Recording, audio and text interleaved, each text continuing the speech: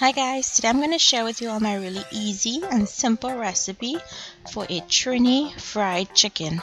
Yes, I have this on my channel, but this is my updated recipe. So I already washed and cleaned the chicken and I'm going in with salt, and I always go in with a little extra salt, black pepper, green seasoning, and some lemon pepper. The green seasoning and the lemon pepper are essential to make this dish. Toss to combine. The lemon pepper is what's going to really flavor this chicken and give it a delicious taste.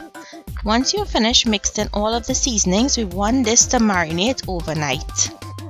That's when it will lock in all of that flavor from those seasonings. Now here I have plain flour. You can season the flour if you like.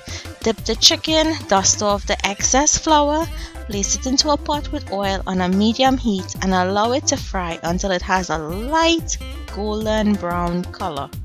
Now if you were to put the heat too high, the chicken will get really dark, and we don't want that. We want this beautiful light golden brown color.